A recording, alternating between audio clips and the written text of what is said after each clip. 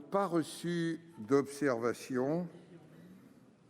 Y en a-t-il en séance?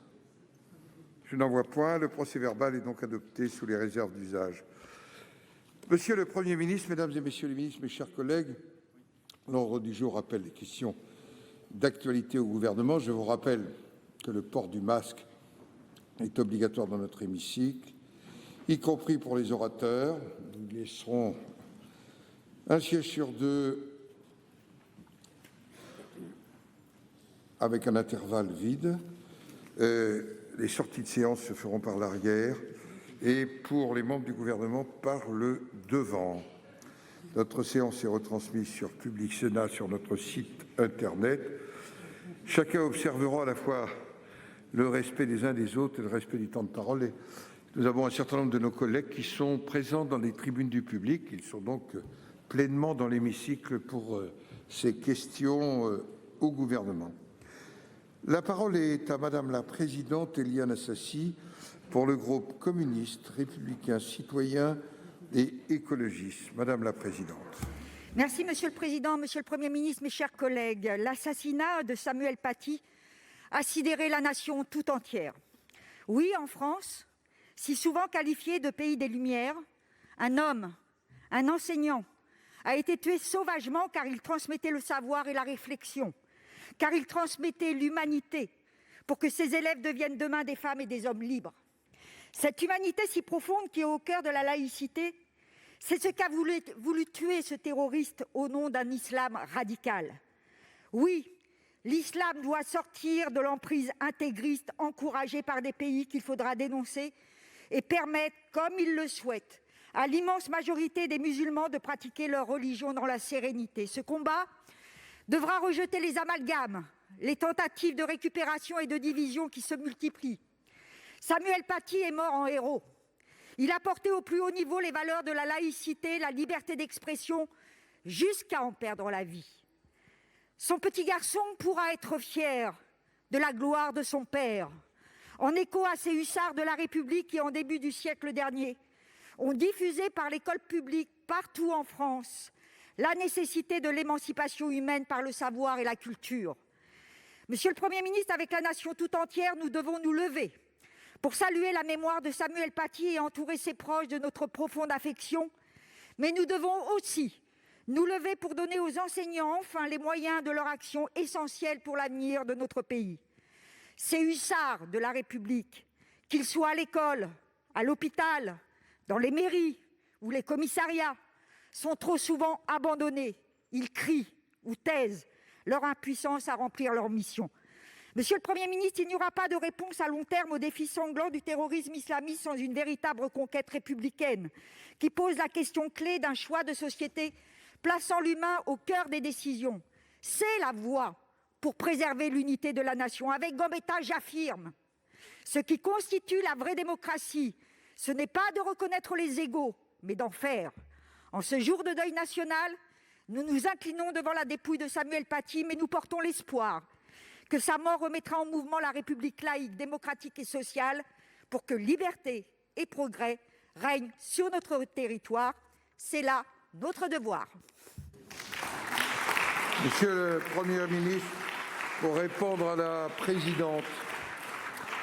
Monsieur le Président, Mesdames et Messieurs les sénateurs, Madame la Présidente, c'est effectivement dans un moment extrêmement grave et extrêmement solennel que je prends la parole cet après-midi devant la Haute Assemblée, en ce jour où, tout à l'heure, le Président de la République présidera une cérémonie d'hommage national à ce professeur lâchement assassiné dans des conditions particulièrement odieuses et inacceptables, et vous l'avez rappelé, de surcroît, et c'est très important, Madame la Présidente, dans l'exercice de ses fonctions.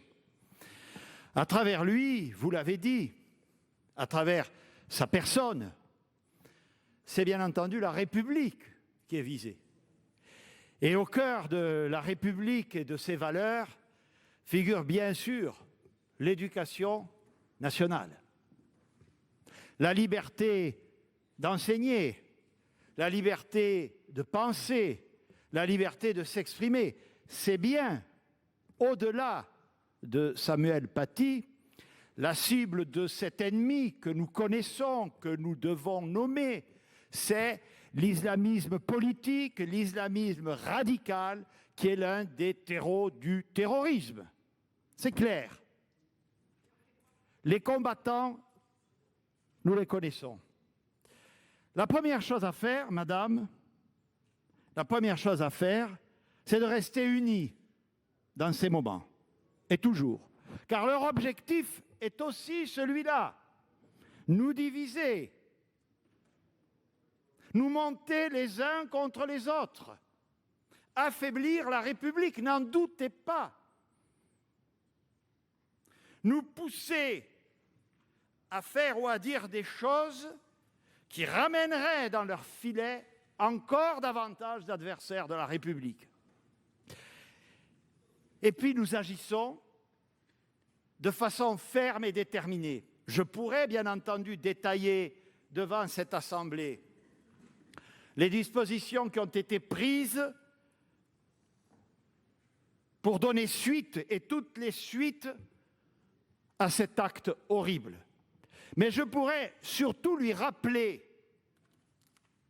que la prévention de ce type d'acte ignoble, le gouvernement et j'allais dire l'administration de la République y travaille depuis plusieurs années et notamment depuis 2017. Les services ont été réorganisés, les moyens ont été renforcés comme jamais quand jadis on avait abrogé les renseignements généraux. Les lois ont été renforcées. De très nombreux attentats, grâce à ce dispositif, ont été déjoués. Et l'attentat contre M. Paty, dans le cadre de l'unité et du respect de nos propres valeurs, il doit conduire à intensifier encore davantage, de façon résolue, et n'en doutez pas, Madame la Présidente, notre action.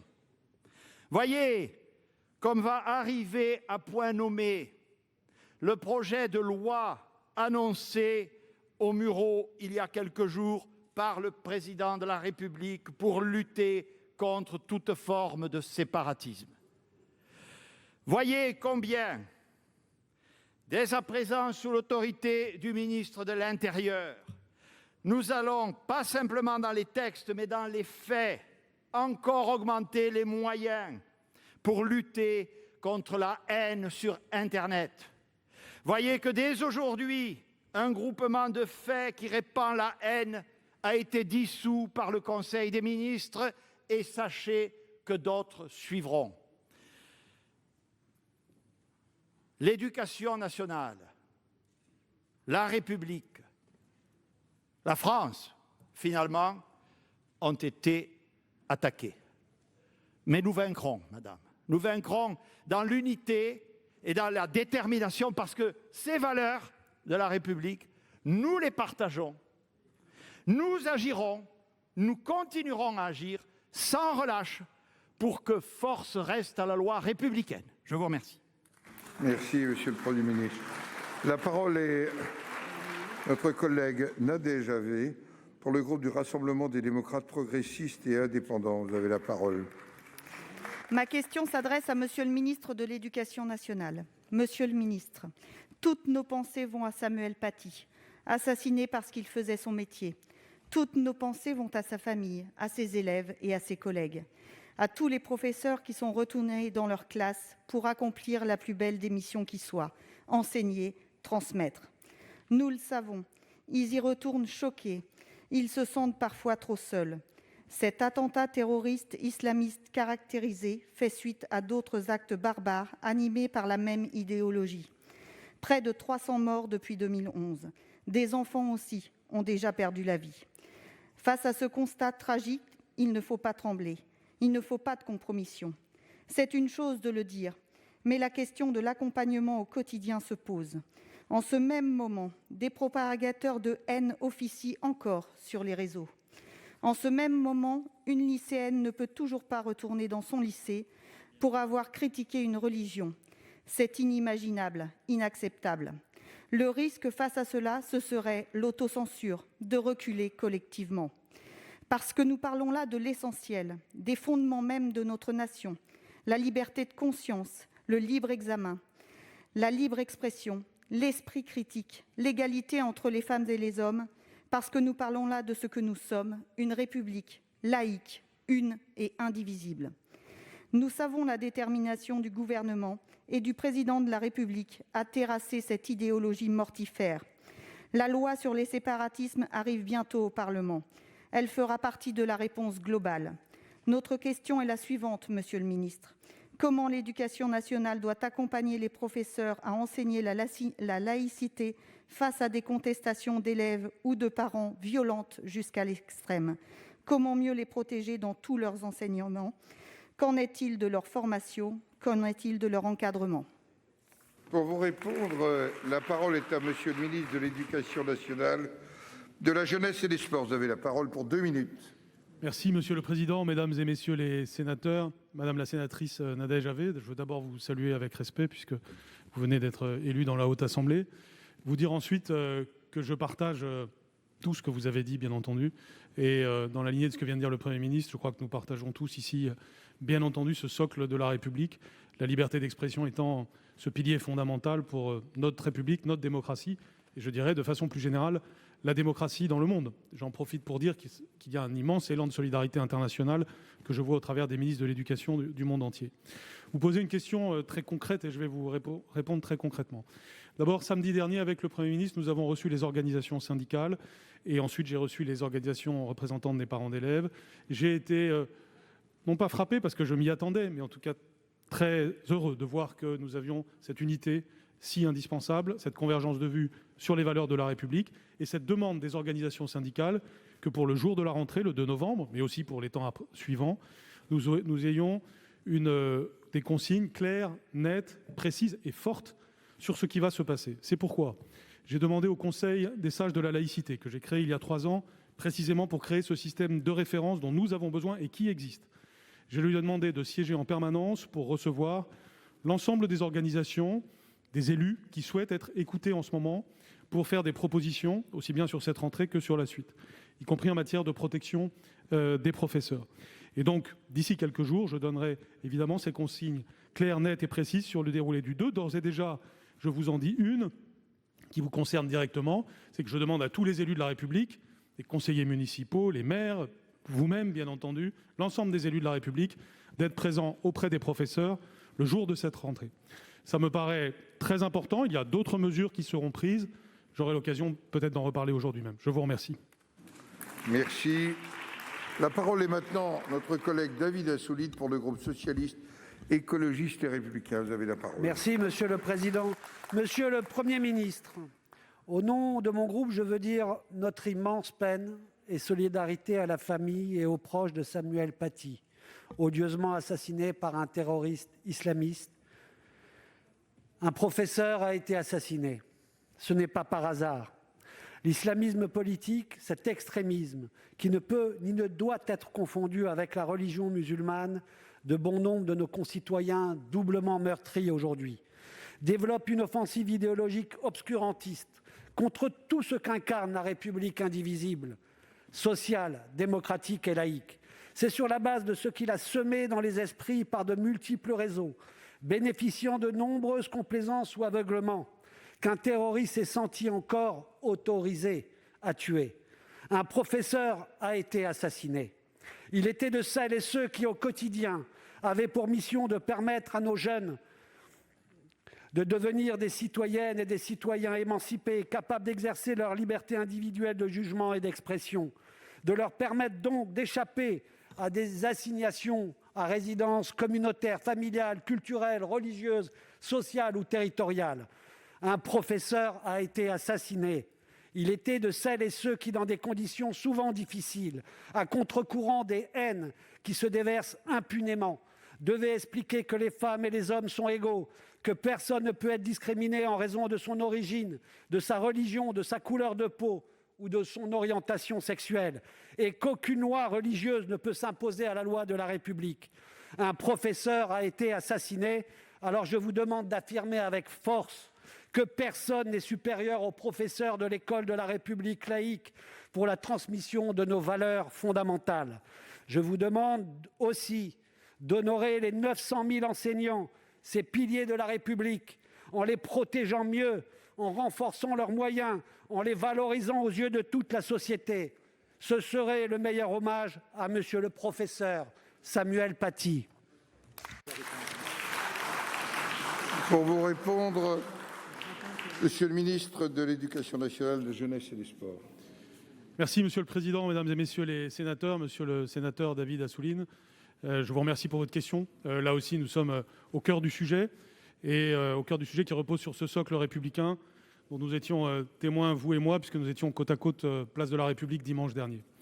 Et je veux vous saluer pour cela aussi. La question que vous posez, c'est au fond celle de la reconnaissance des professeurs par notre société. Puisqu'aujourd'hui, il y a un sujet de protection, bien sûr, et j'aurai l'occasion d'y revenir, et un sujet de reconnaissance. Cette question, évidemment, est posée avec acuité avec cet assassinat, mais elle existait avant, et bien entendu, nous devons lui apporter une réponse. C'est pourquoi, depuis plusieurs mois, nous travaillons sur ce que nous appelons l'agenda social avec les organisations syndicales, et ceci débouche aujourd'hui sur ce que j'avais annoncé, et qui commencera demain, puisque c'était le calendrier prévu, et que nous ne le modifierons pas, c'est le Grenelle de l'éducation. Ce Grenelle de l'éducation aura lieu demain. Il repose sur des mots-clés, celui de reconnaissance financière, mais aussi celui de coopération, le travail en équipe dans notre système, celui de modernisation et celui de protection. Nous devons donc développer au cours de ces 3 prochains mois un ensemble de mesures qui feront l'objet d'une loi de programmation ultérieurement, dont l'effet le plus visible sera l'augmentation de la rémunération des professeurs, mais qui aura aussi d'autres effets. Dès le projet de loi de finances 2021 que vous étudierez bientôt, vous verrez la première augmentation avec 400 millions d'euros consacrés à ce sujet. Mais au-delà de cette augmentation, qui touchera notamment les plus jeunes, mais qui pourrait toucher aussi l'ensemble des professeurs, eh bien, au-delà de cette augmentation, c'est la transformation de notre système, notamment pour des ressources humaines de proximité, autrement dit un système de l'éducation nationale beaucoup moins anonyme, beaucoup plus attaché à ce qui arrive à chaque professeur et à le suivre dans sa carrière, qui manifestera la reconnaissance du pays à tous les professeurs.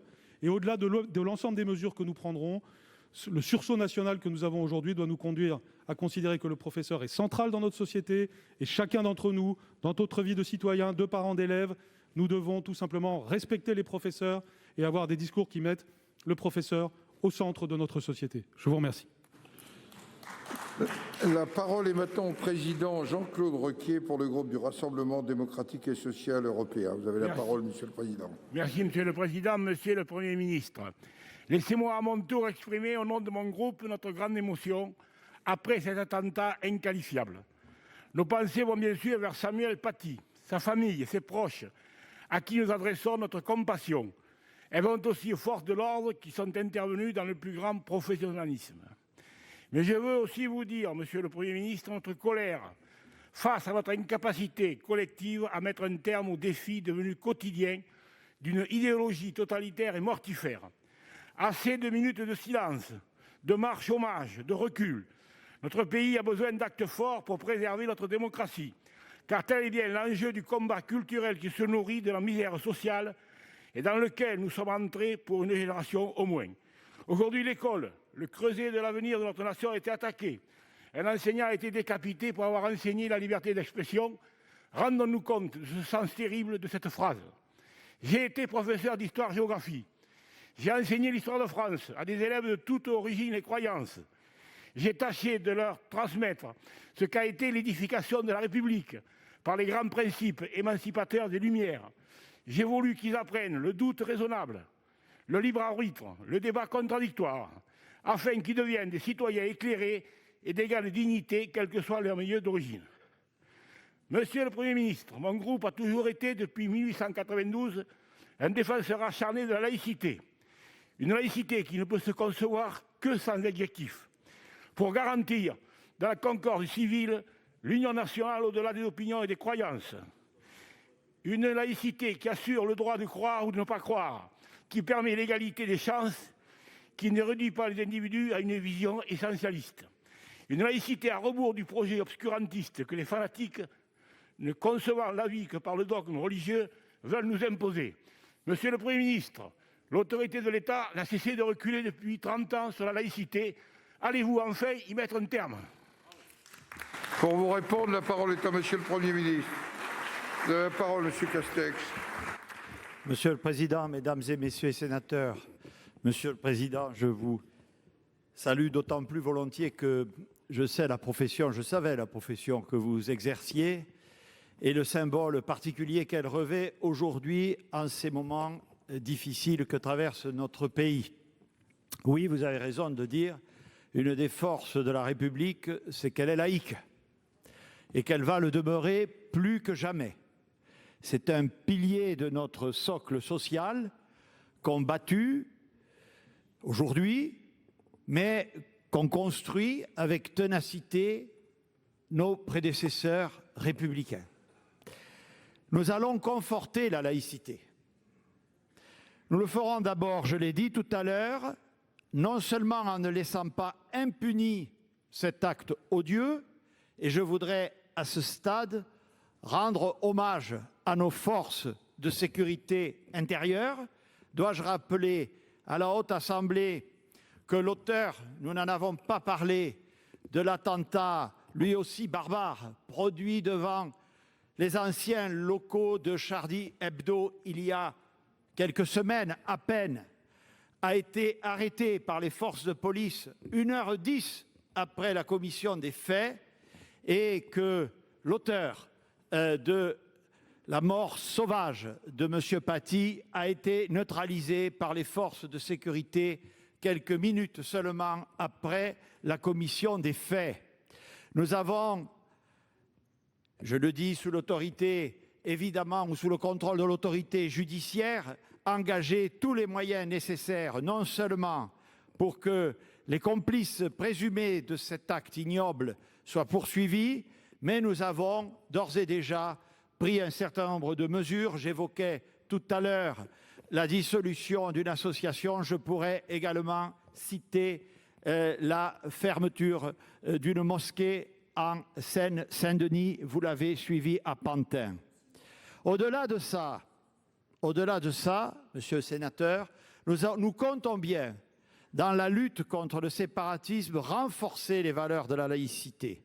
C'est tout l'objet, notamment, de la loi dont vous allez avoir à débattre prochainement, très précisément, en début d'année prochaine, et qui, sur notamment la protection de l'école, et je salue Madame Gatel, ici présente, qui va prolonger et approfondir les dispositions qui avaient été déjà votées, et que nous soumettrons à la Haute Assemblée au début de l'année prochaine. Nous voulons renforcer la laïcité. Cet événement tragique doit nous donner l'occasion plus fortement encore de nous rassembler autour de cette belle valeur de la République. Nous ne renonçons à rien, monsieur le sénateur, nous ne renonçons à rien. Notre détermination et notre action se trouvent au contraire fortement renforcées par les événements qui viennent de se produire. Merci. La parole est maintenant à notre collègue Monique de Marco pour le groupe Écologiste Solidarité et Territoires. Merci. Vous avez la parole, 2 minutes. Éducation nationale, mes chers collègues, ma première pensée va à la famille de Samuel Paty, sa femme et son fils. La violence de cet assassinat montre l'immense difficulté et la mission essentielle du métier de professeur aujourd'hui.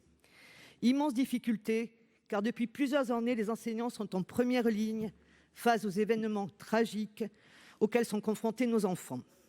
Mission essentielle, car il s'agit d'accompagner tous les enfants de la République sur le chemin de la connaissance et de la réflexion, gage et moyen d'une vraie liberté de pensée. L'éducation et la construction de l'esprit critique sont les conditions de la démocratie et de la lutte contre le terrorisme. À côté de cette tragédie, combien d'enseignants confrontés à d'énormes difficultés dans leur pratique quotidienne ? Les relations se tendent et trop souvent l'accompagnement, le soutien, la formation manquent cruellement. Nous assistons à une paupérisation du service public de l'enseignement qui laisse aujourd'hui les professeurs seuls, garants des principes de la République. Il n'y a plus de formation continue digne de ce nom. en particulier sur les sujets de la citoyenneté et du vivre ensemble. Pourtant, ce besoin est réel et doit être réalisé pendant le temps scolaire avec des moyens de remplacement appropriés. Monsieur le ministre, pour avoir été enseignante en collège pendant 30 ans, c'est avec beaucoup d'émotion et d'inquiétude pour l'avenir que je vous demande quel plan de formation ambitieux vous allez mettre en œuvre dès la rentrée de novembre. Allez-vous nous proposer un énième numéro vert ou prendre de véritables mesures pour accompagner comme il se doit les professeurs face aux enjeux actuels de notre société? Il est important d'honorer la mémoire de Samuel Paty en poursuivant son travail. Je vous remercie. Pour vous répondre, la parole est à Monsieur le ministre de l'Éducation nationale. Monsieur le Président, Mesdames et Messieurs les sénateurs, Madame la sénatrice Monique de Marco, je vous salue vous aussi avec respect puisque vous venez d'être élu. Et évidemment, vous posez vous aussi une question de la plus haute importance, notamment celle de la formation des professeurs. Sur ce sujet, nous avons avancé à plus d'un titre. D'abord, je voudrais vous dire, et nous en parlerons au moment du projet de loi de finances, que je faisais mes calculs hier. C'est sous ce quinquennat que vous aurez eu le plus d'augmentation budgétaire de l'éducation nationale, si vous le comparez même aux 2 et 3 quinquennats précédents. C'est chiffré, vous le verrez. Deuxième chose que je voudrais vous dire, c'est que cette Assemblée a eu à travailler sur au moins 2 lois qui ont une importance pour le sujet que vous avez soulevé.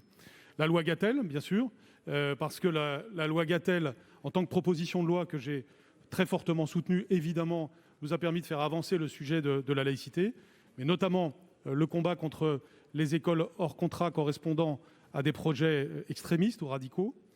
Et puis la loi pour l'école de la confiance, avec des débats qui ont été très approfondis ici sur l'enjeu de la formation initiale et de la formation continue. Et je vous donnerai en partie raison. Cette formation aujourd'hui n'est pas suffisante. Et nous avons commencé à y répondre. S'agissant de la formation initiale, par la systématicité de la formation aux enjeux de l'éducation morale et civique. Cette systématicité, elle fait partie désormais des enjeux de la formation initiale. En ce qui concerne la formation continue, elle doit être beaucoup plus abondante. Je ne parlerai que de l'éducation morale et civique, mais bien sûr, nous pourrions parler de l'ensemble des autres sujets, par exemple de ce que nous faisons en français et mathématiques en ce moment même pour les savoirs fondamentaux à l'école primaire. Mais s'agissant de l'éducation morale et civique, nous l'avons renforcée et nous allons la renforcer, y compris pour lui donner un caractère plus vivant, plus tonique, pour avoir des élèves engagés dans ces enjeux civiques, ce qui va de pair aussi avec d'autres initiatives que je prendrai en tant que ministre de la Jeunesse pour l'engagement civique des élèves. Mais cette formation continue, elle correspond aussi à des outils pédagogiques, aussi à des formations à distance.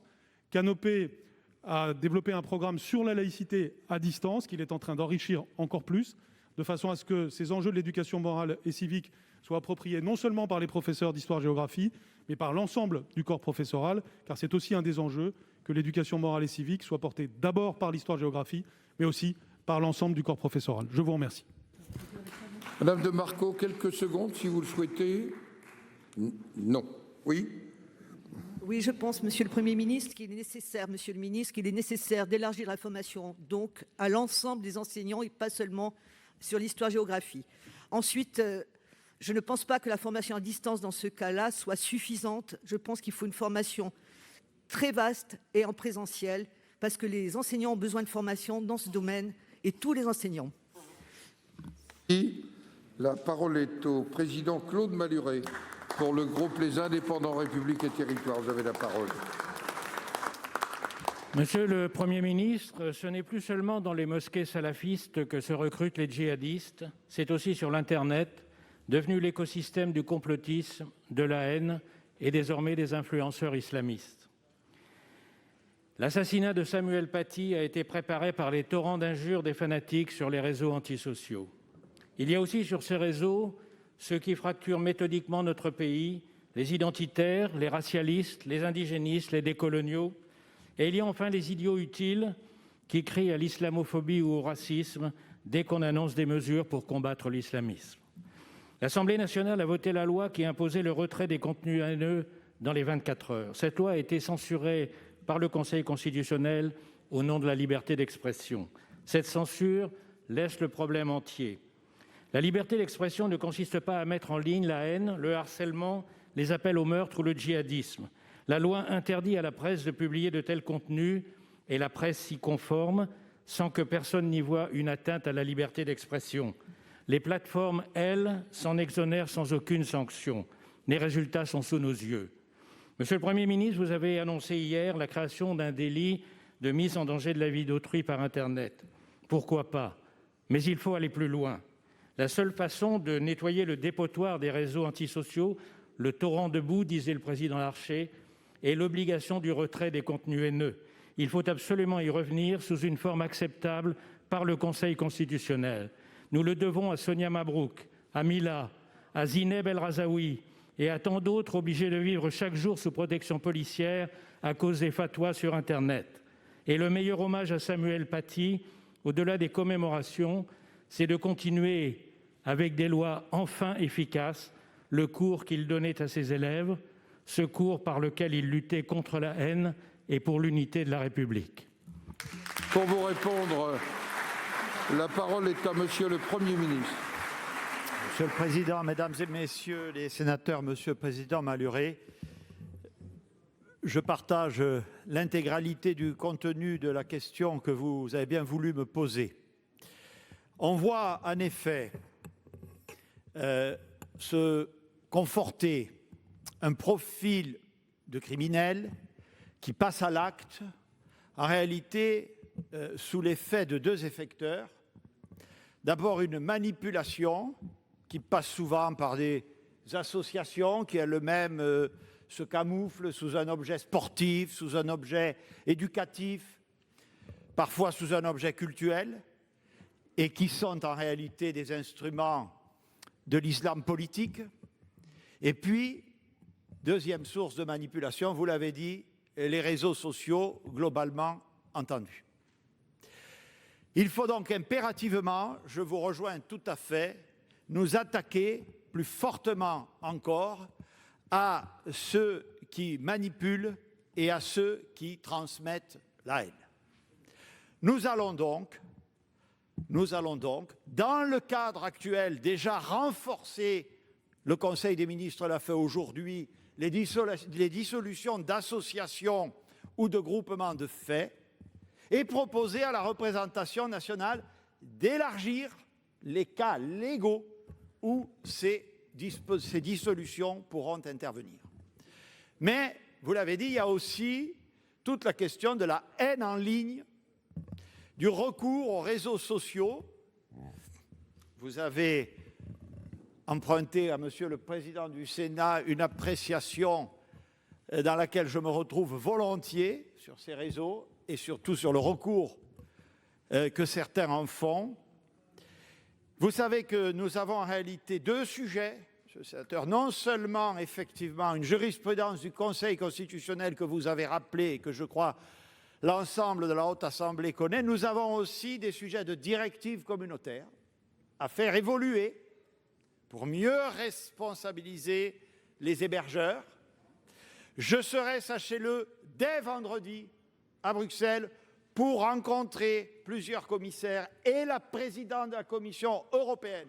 Et c'est l'un des premiers sujets que je vais aborder avec elle. Nous avons déjà pris, avant même les terribles faits dont nous parlons cet après-midi, des initiatives sur le champ communautaire. Ça sera une de nos premières priorités.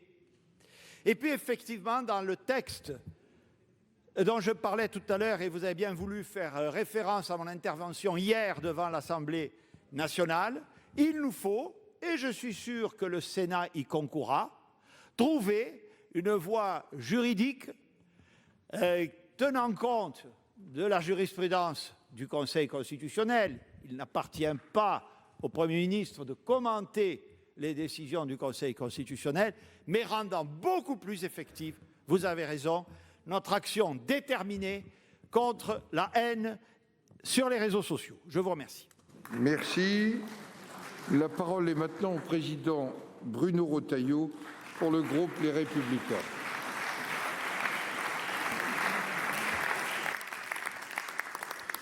Monsieur le Président, mes chers collègues, Monsieur le Premier ministre, en France, aujourd'hui, on peut être décapité seulement pour avoir fait un cours d'instruction civique sur la liberté d'expression.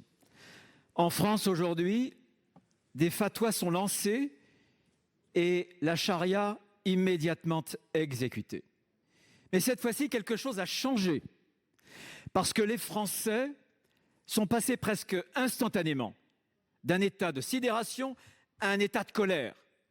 Ils demandent des comptes, ils exigent des résultats, tout simplement parce qu'ils sentent confusément, mais ils le sentent bien, que nous sommes en train de perdre le combat contre le totalitarisme islamiste.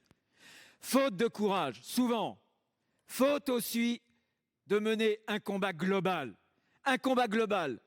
contre l'islamisme, sous toutes ses formes, sa forme violente, ses formes rampantes, un combat global aussi contre le désordre migratoire, qui en est l'un des terreaux, qui est un défi, un obstacle à l'assimilation de nos valeurs républicaines. Monsieur le Premier ministre, êtes-vous prêt à mener ce combat qui doit être global?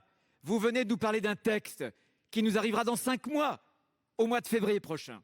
Ce texte-ci comportera-t-il, oui ou non, des mesures pour remédier à ce désordre migratoire?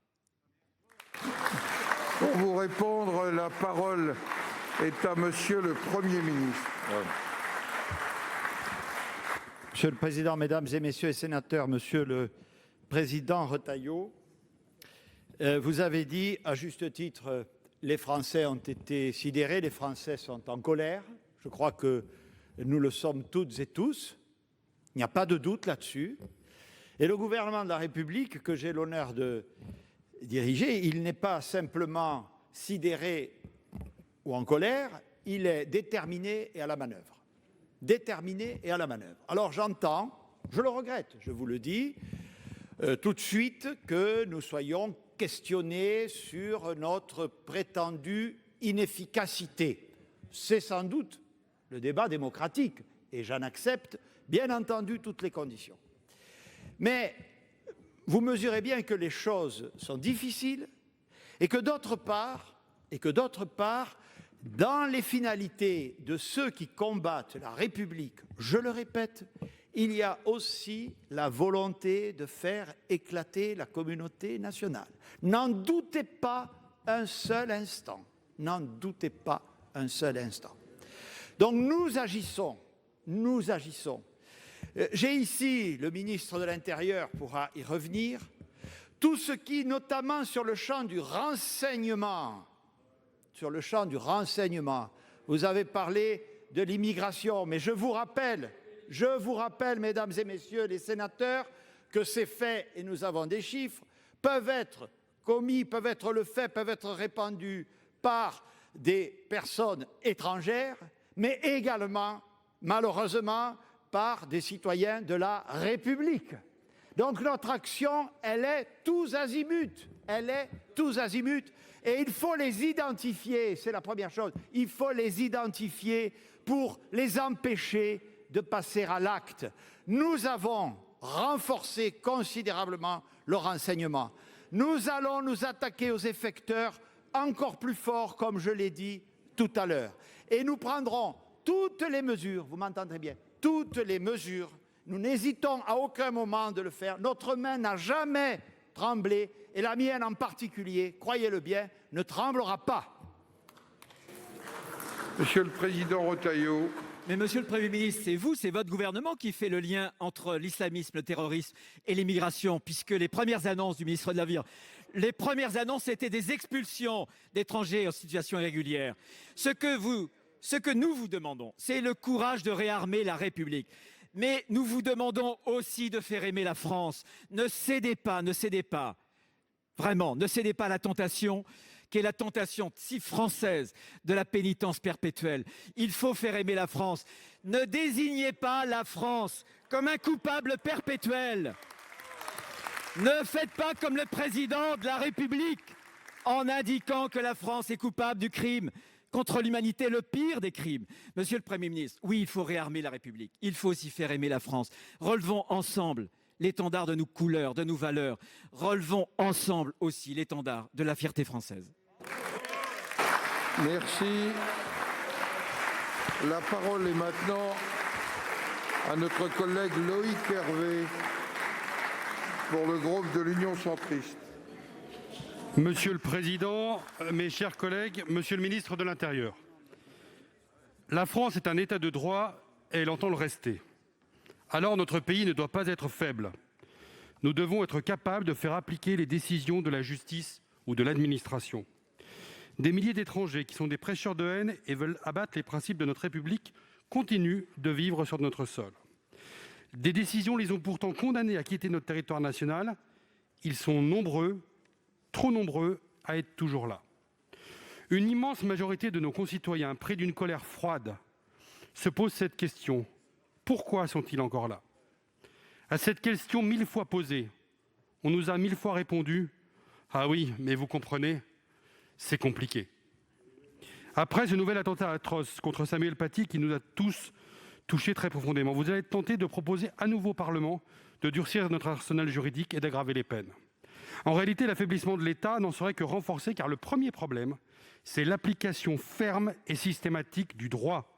Or, nous savons tous que ce n'est pas le cas. Plus qu'un constat d'impuissance, c'est un terrible aveu. Le président de la République a annoncé vouloir prendre des mesures concrètes et rapides. Monsieur le ministre de l'Intérieur, vous avez d'ailleurs indiqué dimanche que 231 étrangers dangereux allaient être expulsés. Pouvez-vous prendre l'engagement de revenir dans un mois nous dire combien sont effectivement partis et pouvez-vous nous donner de la visibilité pour les mois qui viennent? Pour vous répondre, la parole est au ministre de l'Intérieur. Monsieur Darmanin, vous avez la parole. Merci, Monsieur le Président. Mesdames et Messieurs les sénateurs, Monsieur le sénateur, je suis tout à fait prêt à venir devant toutes les commissions que vous souhaitez, évidemment, par définition, par construction, mais aussi par conviction, pour répondre à cette importante et difficile question. Et ma motivation est complète. Permettez-moi d'abord, avant de vous répondre sur le fond, après avoir répondu à votre invitation, d'avoir une pensée également pour les policiers qui ont été en première ligne sur l'attentat devant les anciens locaux de Charlie Hebdo, comme devant l'attentat qui s'est déroulé de façon ignoble près de ce collège. À chaque fois, ce sont des policiers qui, en moins de 10, 15, 20 minutes, sont intervenus et ont pu soit interpeller, soit mettre fin, si j'ose dire, à la cavalcade mortelle de ce terroriste. Ils risquent aussi la vie, vous le savez bien, et je sais qu'ils ont votre conviction et votre salut. Je voudrais dire, monsieur le sénateur, que faisant malheureusement un lien entre votre question et la question du président Retailleau, et malheureusement ne répondant pas, puisque vous demandez des comptes, et je l'entends, et je suis normalement là pour y répondre, et je le ferai bien volontiers, contre l'idée que M. Paty n'était pas encore enterré, que nous posions déjà des questions, je veux bien faire une comparaison. Vous savez que depuis 2018, c'est sous le président Macron qu'on a créé le fichier du FSPRT pour savoir quels étrangers en situation irrégulière étaient dans ce fichier. Et depuis 3 ans, c'est 436 étrangers en situation irrégulière qui ont été expulsés et qui étaient radicalisés. Vous savez qu'en 5 ans, entre 2007 et 2012, mais les choses étaient très différentes et moi je ne fais pas procéder d'attention, je note cependant qu'il n'y avait que 24 expulsions. Et alors qu'en 3 ans, entre 2007 et 2010, sur les personnes qui étaient en trouble à l'ordre public, c'était 106 expulsions, fois 5 sous le président Macron, sans doute dans d'autres circonstances. J'ai entendu beaucoup de choses sur les interpellations de situations étrangères en situation illégale. 74 000 sous le gouvernement de François Fillon, 125 000 sous le gouvernement d'Édouard Philippe. Je crois qu'effectivement, nous pourrions comparer nos chiffres. Monsieur Hervé. Monsieur le ministre, aucun humanisme ne tiendra le choc si la République ne fait pas appliquer le droit et ne met pas en œuvre les mesures que le Parlement a permis dans la loi. En somme, si l'État ne fait pas appliquer les peines, Monsieur le Premier ministre, décidées par les juges dans notre pays.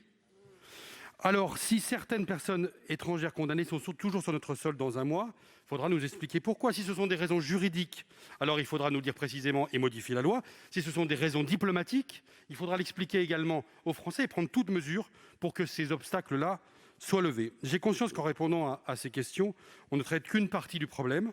Beaucoup de ces prêcheurs de haine sont français, comme vous et moi, mais renvoyons d'abord au dehors de nos frontières ceux qui méritent de l'être. Merci.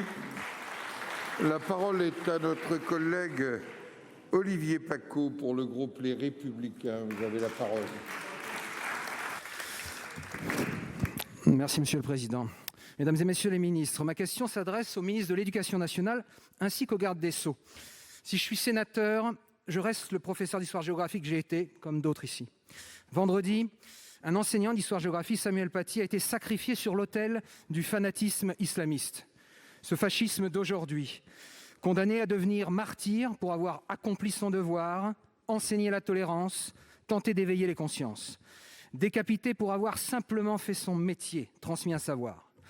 L'histoire et sa fille naturelle, l'éducation civique, sont des matières plus que précieuses, parce qu'elles révèlent nos racines, donnent un sens au long fil d'Ariane qui nous relie à nos aïeux, parce qu'elles nous permettent de comprendre mieux comment vivre ensemble. Mieux vaut savoir d'où l'on vient pour ne pas se perdre et s'égarer sur les sentiers du malheur. Telle est la leçon de vie, le talisman prudent qu'offrent l'histoire et ses professeurs.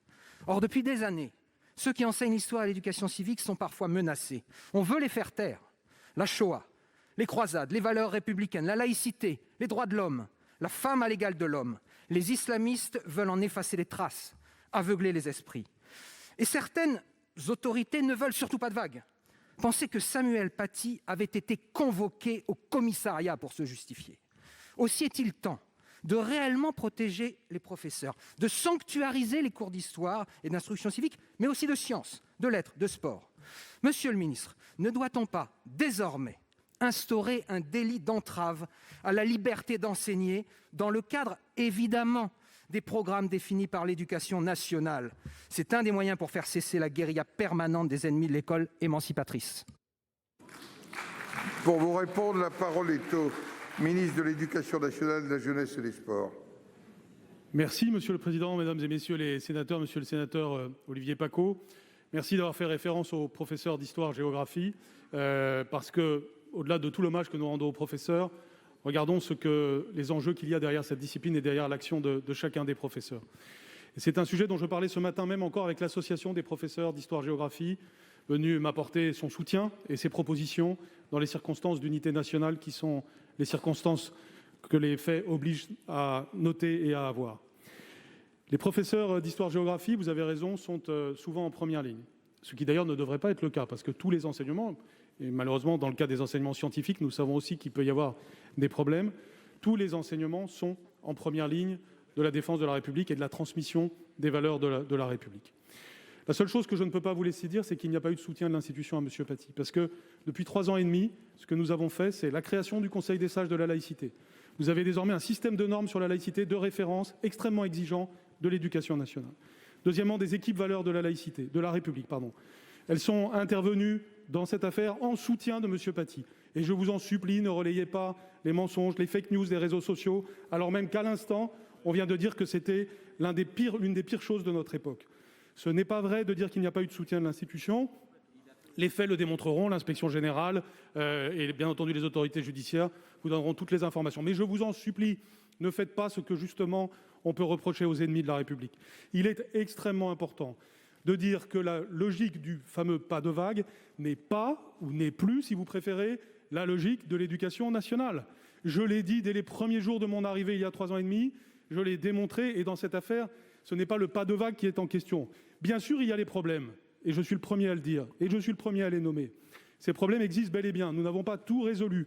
Et il y a encore beaucoup à faire, notamment pour encore mieux signaler et encore mieux réagir. C'est ce que nous avons commencé à faire, c'est ce que nous ferons davantage encore. Je suis ouvert à toutes les propositions pour aller plus loin, mais la logique, elle est bien celle du signalement, et elle est bien celle de la défense sans faille des principes de la République. Monsieur Paccaud, quelques secondes. Oui, vous ne m'avez pas répondu sur le délit d'entrave. Alors oui, nous sommes en guerre. Oui, la peur doit changer de camp. Oui, la foi ne saurait être au-dessus de la loi. Mais si la parole a des vertus, elle a des faiblesses. La République doit éclairer, mais aussi protéger. Alors commençons par modifier l'article 431-1 du Code pénal. J'ai une proposition de loi. Elle est à votre disposition. Charles Pasqua disait jadis il faut terroriser les islamistes. Les terroristes pourraient dire qu'il faut se séparer des séparatistes. Aujourd'hui, il faut paralyser les islamistes. Il faut conclure, voilà. La parole est à notre collègue Marie-Pierre de La Gontrie pour le groupe socialiste, écologiste et républicain. Vous avez la parole. Monsieur le Président, Monsieur le Premier ministre, mes chers collègues, chacun ici a soutenu, voire participé à des gouvernements qui ont dû faire face au terrorisme. Cela doit, et je m'adresse également au président Retailleau, cela doit tous nous engager à l'humilité et à la responsabilité. Dans une période troublée, violente, il est d'autant plus nécessaire d'être clair sur les principes. Le premier principe est que la France est un État de droit, c'est-à-dire où la norme s'applique et où l'arbitraire n'a pas sa place. Or, depuis vendredi, Monsieur le Premier ministre, votre ministre de l'Intérieur dit vouloir intimider, passer des messages, usant pour ce faire de pouvoirs qui trouveront rapidement leurs limites et assument une forme d'arbitraire. Le garde des Sceaux, tout d'abord discret, absent d'ailleurs aujourd'hui, semble, lui, prêt à modifier la loi fondatrice de la liberté de la presse et de la liberté d'expression du 29 juillet 1881. Permettez-moi, monsieur le Premier ministre, de vous rappeler les propos tenus par Robert Badinter au lendemain de l'attentat contre Charlie. « Ce n'est pas par des lois et des juridictions d'exception qu'on défend la liberté contre ses ennemis. Ce serait là un piège que l'histoire a déjà tendu aux démocraties. Celles qui ont cédé n'y ont rien gagné en efficacité répressive, mais beaucoup ont perdu en termes de liberté et parfois d'honneur. » Alors, monsieur le Premier ministre, dans cette période, le « et en même temps » ne peut vous guider davantage. Ma question est simple, entendez-vous écorner notre État de droit ou au contraire, vous y référez toujours dans un face-à-face courageux avec les Français? Pour vous répondre, la parole est à monsieur le ministre de l'Intérieur. Merci, monsieur le président. Madame la sénatrice, j'applique les lois votées par le Parlement et singulièrement les excellentes lois que jadis vous souteniez, celles de M. Cazeneuve et de M. Valls. À l'époque, regardant et préparant ces questions d'actualité, vous n'y étiez pas très opposé. Sans doute que le changement de ministre vous encourage peut-être à dire vos oppositions. Madame la sénatrice, lors du débat, il n'y a pas plus tard que quelques jours au Sénat, Monsieur le Président, alors même que cet attentat odieux n'avait pas été perpétré, avec le président Buffet, avec le rapporteur Marc-Philippe Daubresse, nous avions un échange justement sur la loi SILT. Et votre groupe n'a pas voté les dispositions qui aident justement les services de renseignement, les services de police à lutter contre des terroristes. Madame la sénatrice, les 80 opérations de police que j'ai effectivement commandées, parce que figurez-vous qu'un ministre de l'Intérieur, il commande la police et la gendarmerie, ont toutes été autorisées par le juge des libertés. Et à chaque opération, je suis allé voir, par l'intermédiaire du DGSI, du DGPN ou du DGGN, le juge des libertés. Et les juges des libertés, partout sur le territoire, ont autorisé ces opérations. Et Madame la sénatrice, je suis à la disposition, encore une fois, du Parlement pour rendre compte de toutes ces opérations devant n'importe quelle commission que vous souhaitez, parce que j'applique la loi de la République, c'est-à-dire la loi forte de l'État pour protéger les petites gens. Madame de La Gontrie. Je regrette, monsieur le ministre, que vous n'ayez pas affirmé votre attachement à l'État de droit. Vous étiez enfant et donc n'aviez pas encore entamé votre vie de jeune homme lorsque un illustre prédécesseur, membre du Sénat, avait annoncé qu'il allait terroriser les terroristes et que l'insécurité allait changer de camp. 4 mois plus tard, l'attentat de la rue de Rennes voyait 7 morts et 51 blessés. Donc, vous devez être conscient aujourd'hui de la gravité du sujet qui est saisi et quand vous allez, y compris pour réglementer la disposition des étals de supermarchés, vous n'êtes pas exactement dans votre rôle et je ne suis pas sûr que vous respectez l'État de droit. La parole est à notre collègue Philippe Pemezec pour le groupe Les Républicains.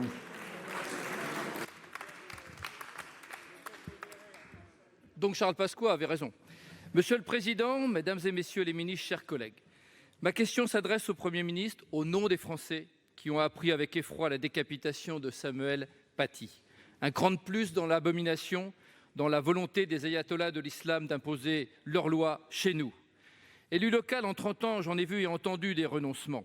J'ai aussi vu cette idéologie totalitaire gagner nos quartiers, encouragée par la lâcheté coupable de politiques et aussi de technocrates.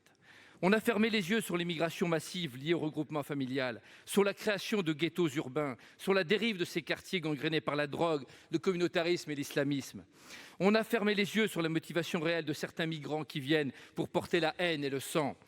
On a fermé les yeux sur les coups de canif à la laïcité, les repas de substitution, les prières de rue, les couloirs dans les piscines, le port du voile dans l'espace public. Autant de coups de boutoir portés contre les fondements de notre République. Mais aujourd'hui, vous ne pouvez pas les fermer, les yeux, Monsieur le Premier ministre, parce que l'horreur vous a sauté au visage, comme à nous tous d'ailleurs, parce qu'il s'est passé à Conflans la même chose qu'à Raqqa ou à Mossoul. Alors que fait-on aujourd'hui? Les Français ont compris qu'allumer des bougies et défiler dans la rue n'était pas un rempart contre cet ennemi qui veut imposer la charia au ventre mou de l'Occident.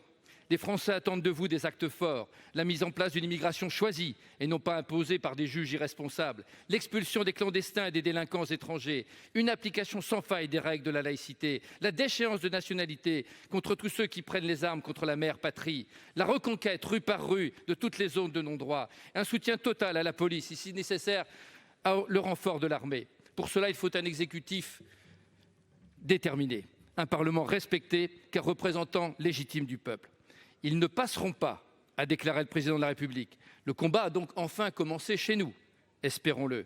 Alors, Monsieur le Premier ministre, dites-nous avec quelles armes nous allons combattre et comment nous pouvons gagner cette guerre. Plus de renoncement, des actes, s'il vous plaît. Pour vous répondre, la parole est au ministre de l'Intérieur, Monsieur Darmanin. Monsieur le Président, Mesdames et Messieurs les sénateurs, Monsieur le sénateur Pemezec, si on peut être d'accord sur le constat, on peut différer sur quelques-unes de vos solutions. D'abord, vous faites un lien que j'ai déjà entendu plusieurs fois, pas dans tous les représentants du groupe Les Républicains, mais dans quelques-uns, qui consiste à dire étranger égale islam, islam égale problème, problème égale terrorisme. Quand on dit qu'on arrête totalement l'immigration, permettez-moi de vous dire, c'est que vous pensez par nature que tout étranger qui vient sur le sol national pourrait être un problème. Pardon de vous le dire qu'il y a beaucoup de gens qui fuient des dictatures islamistes pour prendre le droit d'asile en France. Des tas de jeunes femmes qui viennent à l'OFPRA demander le droit d'asile pour pouvoir justement porter cheveux au vent dans la rue. Et donc cette caricature, me semble-t-il, y compris d'immigration qui viennent de certains pays arabes, n'honore pas, y compris même l'idée que vous faites de l'affirmation de la laïcité et de la vocation universelle de la France. La deuxième des choses, c'est que s'il y a procès à faire sur les naturalisations, et je ne pense pas qu'il y ait procès à faire sur les naturalisations, c'est celui peut-être de la majorité, monsieur le sénateur, que nous avons soutenu, moi, jeune militant, vous, parlementaire. 84 000 naturalisations par an entre 2007 et 2012, 54 000 naturalisations par an sous le président Macron. Peut-être que cette erreur était ancienne et que vous faisiez en fait votre propre procès, puisque en regardant bien, la famille de ce terroriste est arrivée en France sous le président Chirac. Elle a eu ses papiers sous le président Sarkozy. Elle n'a pas été expulsée sous le président Hollande. Elle commet un attentat sous le président Macron. Peut-être, monsieur le sénateur, que la question, finalement, est simple à poser. Les réponses sont difficiles, qu'il faut beaucoup de courage, sans doute, pour réparer beaucoup d'erreurs du passé. Et c'est pour ça que c'est un grand honneur d'être ministre de l'Intérieur. La parole est maintenant à notre collègue Olivier Cigolotti pour le groupe de l'Union centriste. Monsieur le Président, Mesdames et Messieurs les ministres, mes chers collègues, ma question s'adresse à Madame Jacqueline Gourault, ministre de la Cohésion des Territoires. Madame la ministre, le groupe Union centriste ne remet pas en cause la baisse des impôts de production, qui est l'une des mesures phares du projet de budget pour 2021. Nous ne remettons pas en cause la pertinence de ce choix. Il relève presque du bon sens. Pour relocaliser, réindustrialiser et relancer, il faut effectivement alléger la fiscalité des entreprises. Le problème, c'est que le gouvernement a choisi, encore une fois, de ne pas baisser la fiscalité locale. La CVAE, la CET, la CFE, la taxe foncière sur le bâti, le tout pour 10 milliards d'euros. On ne touche donc pas à la part des impôts de l'État, la taxe sur les salaires, la C3S ou le forfait social. C'est toujours la même logique qui est à l'œuvre, celle ayant déjà présidé à la suppression de la taxe d'habitation. La fiscalité locale est mise en coupe réglée. Le ministre des Comptes publics nous a bien assuré que la baisse des impôts de production serait, je le cite, « compensée intégralement et de manière dynamique pour les collectivités ». Dont acte. Mais cette politique sape encore une fois en profondeur le principe d'autonomie fiscale des communautés de communes ou d'agglomérations. Lorsque l'on perçoit des dotations, aussi dynamiques soient-elles, on devient dépendant d'un État centralisateur. Supprimer les impôts locaux, c'est transformer les collectivités en simples guichets, car sans fiscalité propre, on ne perçoit plus de retour sur investissement et on n'a donc plus beaucoup de moyens et plus beaucoup de raisons de faire des efforts. Madame la ministre, on ne peut pas à la fois prétendre faire confiance aux territoires et aux élus locaux et poursuivre ainsi. Ma question est la suivante. Comment, Madame la ministre, entendez-vous restaurer une fois pour toutes l'autonomie fiscale pour les collectivités. Merci. Pour vous répondre, la parole est à Madame Jacqueline Gourault, ministre de la Cohésion des Territoires. Merci, Monsieur le Président. Mesdames et Messieurs les sénateurs, Monsieur le sénateur Olivier Cigolotti, vous avez comparé tous les impôts. Je voudrais d'abord commencer par dire que la suppression de la taxe d'habitation était un engagement du Président de la République et qu'il avait pour but d'alléger les impôts sur les Français. Et c'est une chose, bien sûr, et vous pouvez le constater, je pense que pendant les campagnes qui ont eu lieu récemment, personne n'a défendu ou n'a contrarié ce principe de la suppression de la taxe d'habitation. Pas auprès de la population, pas auprès de la population. Comme vous le savez, les impôts de production baisseront de 10 milliards effectivement en 2021. La suppression de la part régionale de la CVAE et la réduction de moitié des impôts fonciers des locaux industriels. Bien sûr, le gouvernement s'est engagé à ce que les collectivités locales soient intégralement et de façon pérenne et dynamique compensées. Pour les régions, elles recevront dès 2021 une fraction de TVA égale à la CVAE perçue, et c'est un accord passé avec l'Association des régions de France. Deuxièmement, pour les communes et les intercommunalités, nous inscrivons dans la loi un prélèvement sur les recettes de l'État dont le montant sera strictement égal au montant des impôts que la collectivité aurait touchés. Ce n'est pas une dotation budgétaire, c'est un prélèvement sur recettes, c'est un gage, bien sûr, pour les élus locaux.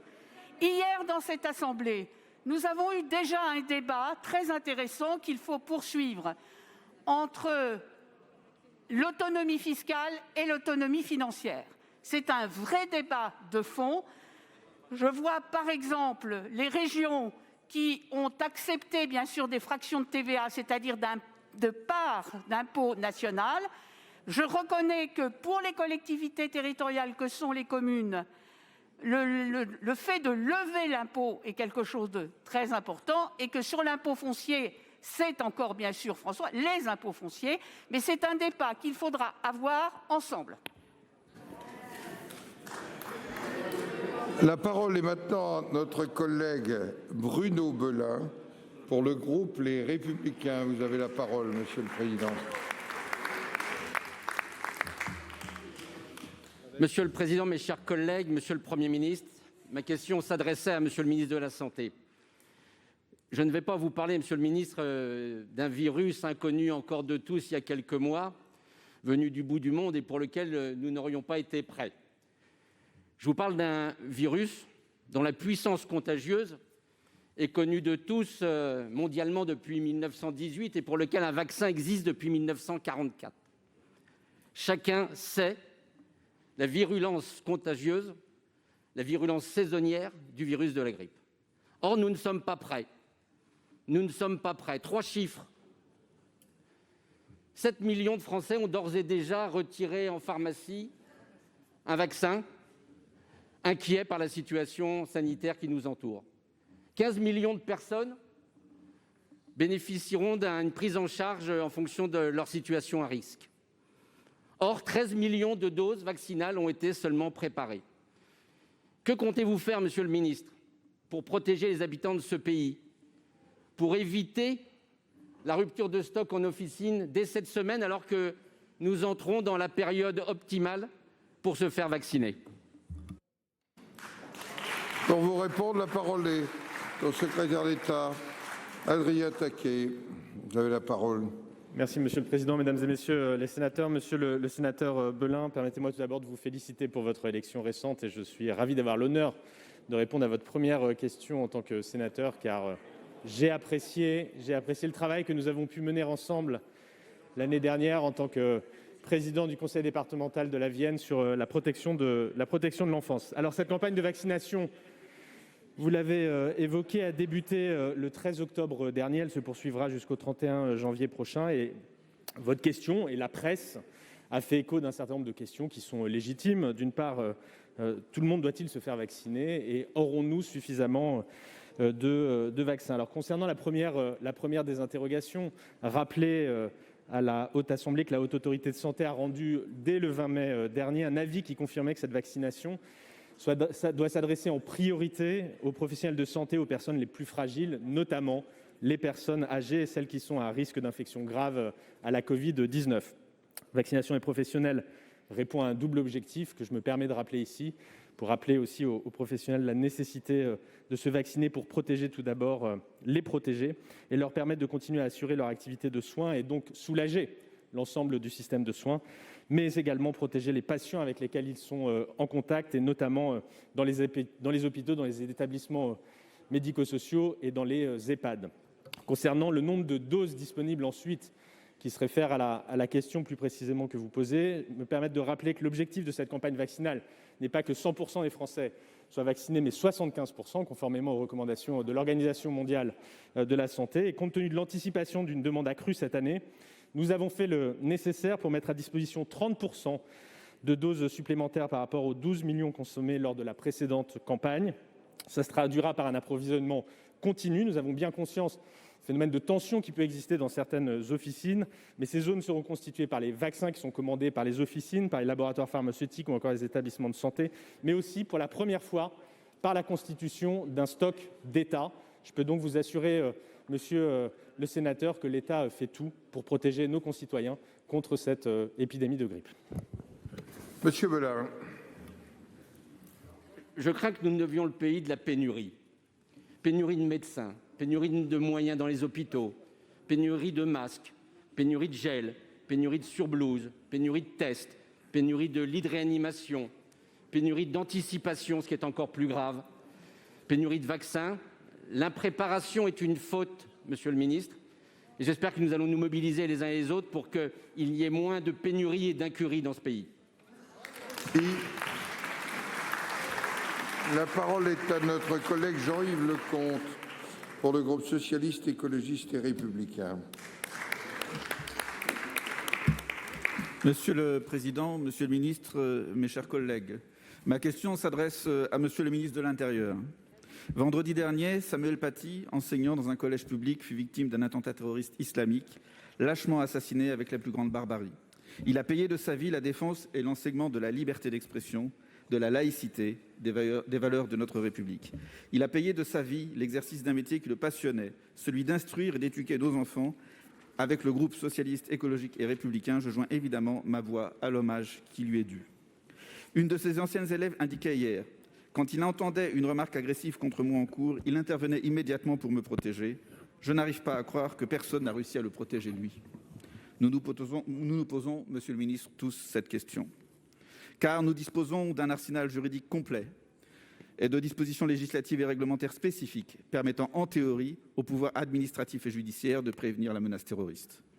Or, en l'espèce, suite aux appels à la haine, à la campagne mensongère et diffamatoire et au cyberharcèlement dont il a été victime, et bien que des protagonistes étaient fichés S, nos services auraient conclu qu'il n'y avait pas de risque. Et pourtant, M. Samuel Paty n'est plus. En 2014, le Parlement a intégré au Code pénal les délits de provocation à la commission d'actes terroristes et d'apologie du terrorisme et a créé l'infraction d'entreprise individuelle de terrorisme. Dès lors, ces infractions peuvent faire l'objet de techniques spéciales d'enquête prévues par le Code de procédure pénale. En 2015, nous avons élargi et encadré les moyens d'action de nos services de renseignement. Malheureusement, nous savons depuis les attentats survenus la même année que cela n'assure en rien le risque zéro. Toutefois, à l'observation de l'enchaînement des actes conduisant à l'assassinat de Samuel Paty, ceci illustre dramatiquement le manque de moyens consacrés à la mise en œuvre des dispositions légales, moyens pourtant nécessaires pour réagir de manière adéquate aux signaux qui auraient dû alerter. Aussi, Monsieur le Ministre, au-delà des effets d'annonce d'hier du Président de la République et du Gouvernement, par quels moyens concrets, humains et financiers, les pouvoirs publics vont-ils être dotés afin de prévenir plus efficacement la commission de tels actes terroristes ?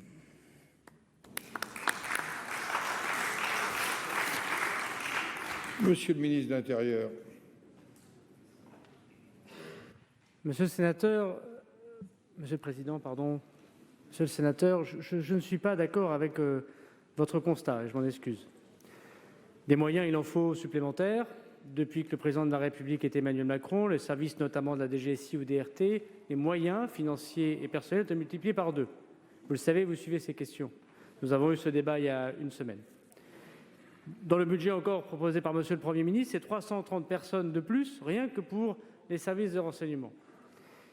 Mais vous ne souhaitez pas rentrer dans le débat, et c'est ce que j'ai eu comme débat. Madame Conway a eu la gentillesse de débattre avec moi à mon invitation au nom du Parti socialiste. Elle siège dans vos rangs, elle peut en être témoin. C'était aussi votre cas, puisque vous étiez l'orateur de votre groupe lorsque je reprochais à Madame la sénatrice, effectivement, c'est un fait, de ne pas donner les moyens en votant les lois qui nous permettent d'y arriver. Monsieur le sénateur, ne vous énervez pas, j'explique. Nous manquons de moyens légaux.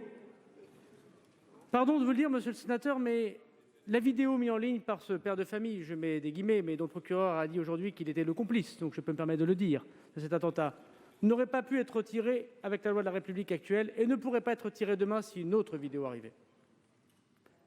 Parce qu'elle est insidieuse. Elle n'est pas une vidéo qui appelle directement à l'assassinat. Elle est une vidéo d'officine islamiste qui, de façon insidieuse, organise effectivement ce lien avec un attentat terroriste. Donc oui, il faut renforcer la loi sur ce point. Monsieur le sénateur, les associations que je peux présenter désormais en dissolution au Conseil des ministres à la demande du Président de la République ne sont possibles que parce qu'il y a, pour certaines d'entre elles, encore le groupement de fait de ce matin, un lien direct avec le terrorisme.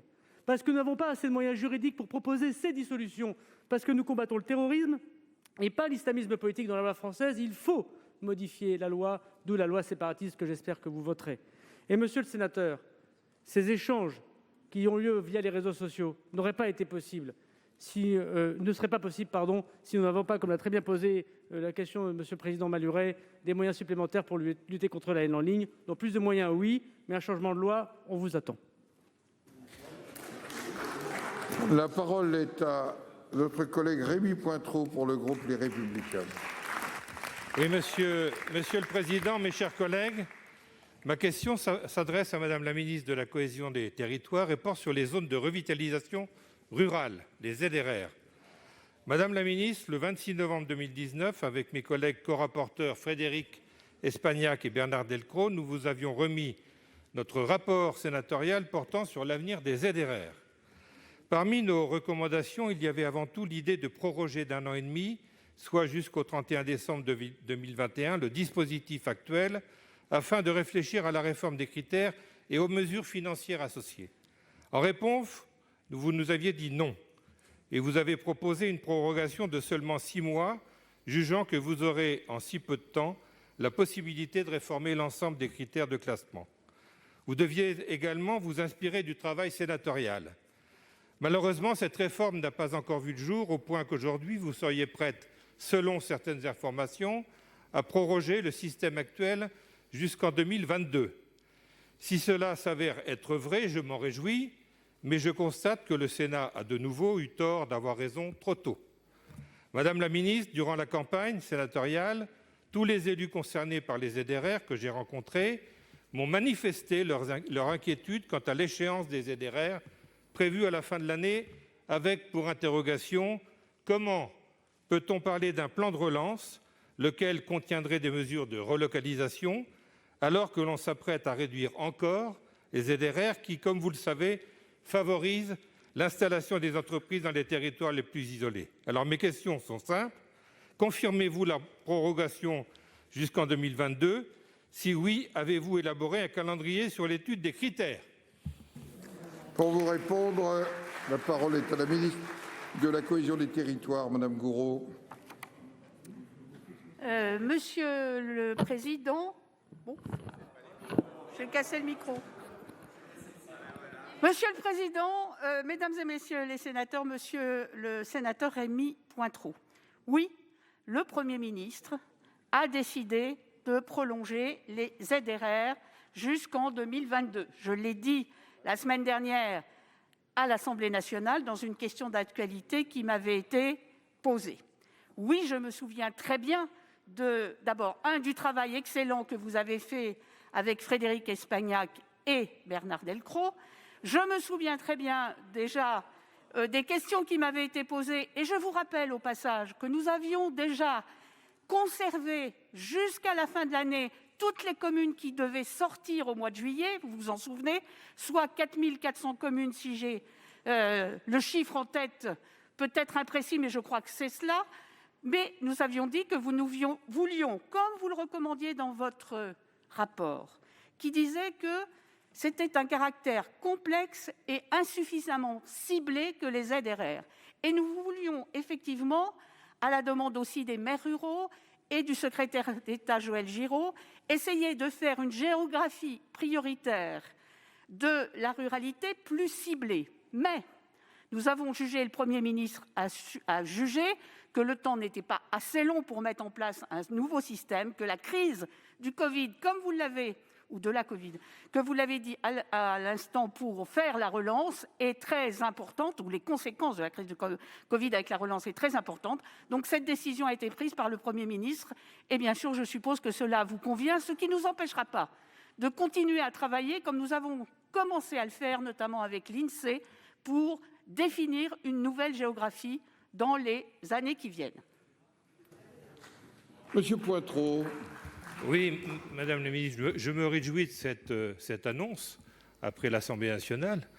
Je suis bien sûr tout à fait heureux de voir que vous allez remettre en route les ZRR, mais absolument il faut que le Sénat soit associé. Le Sénat est la maison des territoires et je pense que ça serait tout à fait logique que nous soyons associés à cette réflexion. Merci. La parole est à notre collègue Olivier Cadic pour le groupe de l'Union centriste. Merci Monsieur le Président, Mesdames et Messieurs les ministres, mes chers collègues. Ma question au ministre de l'Europe et des Affaires étrangères porte sur la relation entre la Chine et l'AFD, l'Agence française de développement. Vous connaissez les réticences du Parlement qui se demande si l'AFD n'a pas d'autre priorité que de prêter 250 millions d'euros à la Chine pour sa transition écologique. La semaine dernière, avec le concours du président Cambon, j'ai demandé en audition au directeur général de l'AFD s'il n'était pas possible de redéployer ses prêts à la Chine vers le monde Indo-Pacifique, où la France a besoin d'accroître son influence, relayant les demandes des élus et de nos diplomates du Pacifique. Le directeur de l'AFD s'est justifié par une formule renversante. « Je gagne de l'argent en Chine, mon salaire est payé par les Chinois ».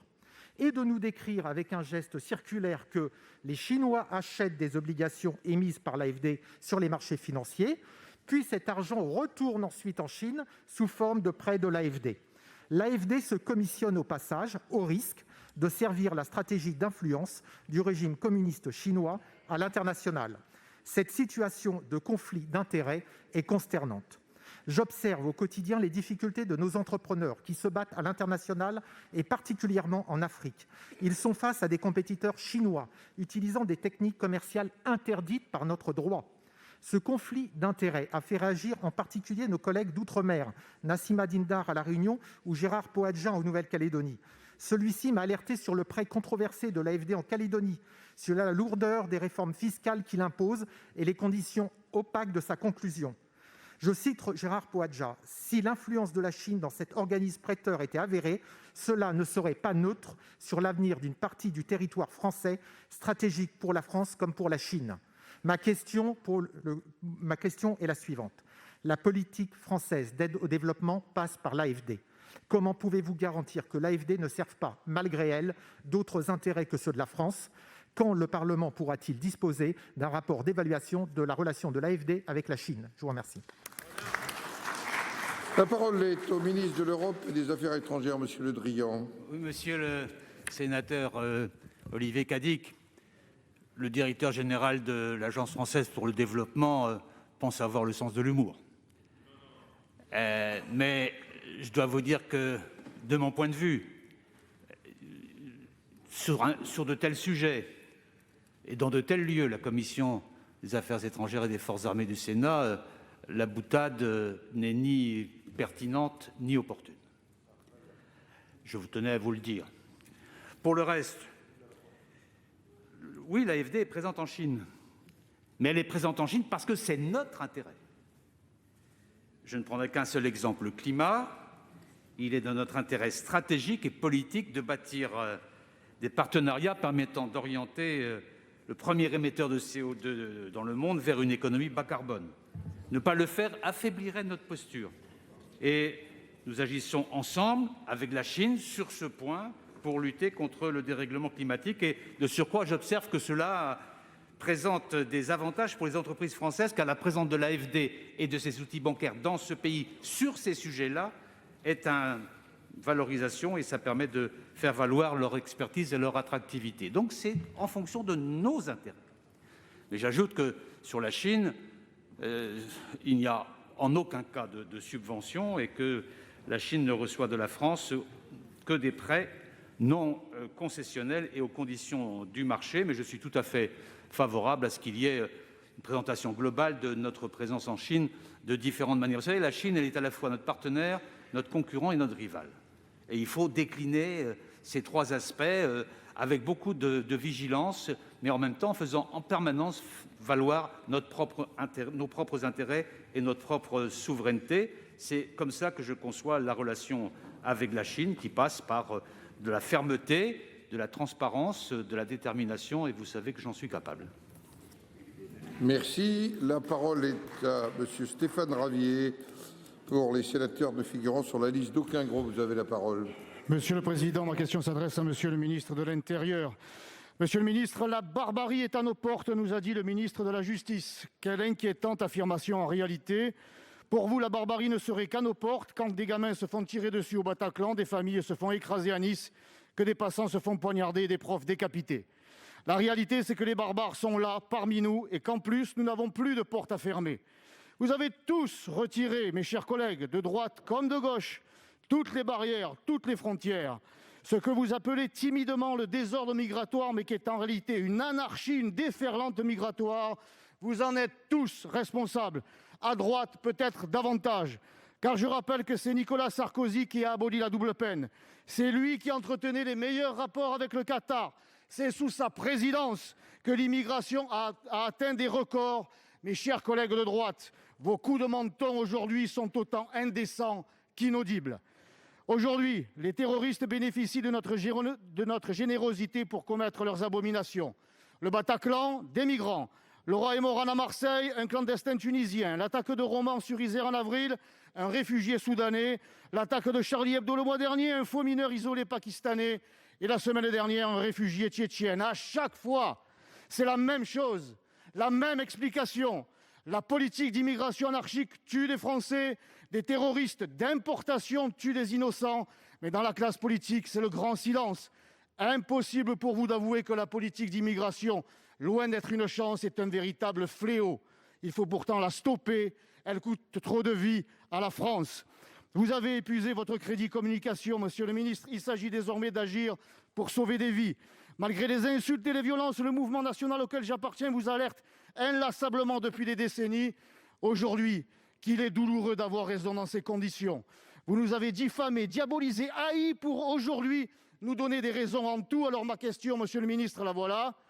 Allez-vous, oui ou non, stopper l'immigration et renvoyer dans leur pays ces centaines de milliers d'étrangers qui n'ont rien à faire chez nous? La parole pour vous répondre est au ministre de l'Intérieur, monsieur Darmanin. Vous avez la parole. Merci, monsieur le président. Monsieur le sénateur Ravier, le moment est trop grave pour faire de la polémique. Excusez-moi, je ne vous vois pas, monsieur le sénateur. Excusez-moi. Trop grave pour faire de la polémique et je ne voudrais pas rentrer en réponse avec le même ton que vous avez posé votre question et n'y voyez pas de la condescendance. Mais sur le fond, je vais essayer de répondre à votre question. Vous évoquez les attentats. Tous horribles, tous ignobles, tous commis au nom d'une idéologie islamisme radical. Mais il est faux, monsieur le sénateur, et je le dis devant une chambre qui représente la nation française, de dire que ce ne sont que des étrangers qui ont commis ces actes. Sur les 19 derniers attentats, c'est-à-dire tous les attentats qui ont eu lieu depuis 2017, j'essaie d'être le plus objectif possible, 9 étrangers, 22 Français. Il faut, monsieur le sénateur, que, bien sûr, on pose la question des étrangers qui sont en situation de radicalisation. Et je partage l'opinion, j'imagine, la plus communément partagée par le bon sens populaire et par ceux qui les représentent, qu'il faut expulser du territoire national toute personne qui trouble profondément l'ordre public, c'est la loi de la République, et les gens qui sont radicalisés et qui n'appartiennent pas à la nation française, évidemment. Pour plein de raisons, on l'a évoqué avec le sénateur Hervé, ça peut être un manque de volonté, un manque de moyens, ça peut être aussi des difficultés, on aura l'occasion d'en reparler, expulser sur des territoires en guerre, en Libye ou en Syrie, les gens qui sont arrivés sur le sol national, est légèrement difficile, vous en conviendrez avec moi. Mais il y a aussi des Français nés en France, parfois de parents français, parfois français, j'aimerais pas parler comme vous parlez de temps en temps, monsieur le sénateur, mais depuis très longtemps, parfois depuis plus longtemps que ma propre famille, qui sont allés en Syrie, qui se sont convertis et qui commettent des attentats ignobles. Donc oui, il y a des étrangers radicalisés, mais éliminer les étrangers n'éliminera pas la radicalisation, monsieur le sénateur.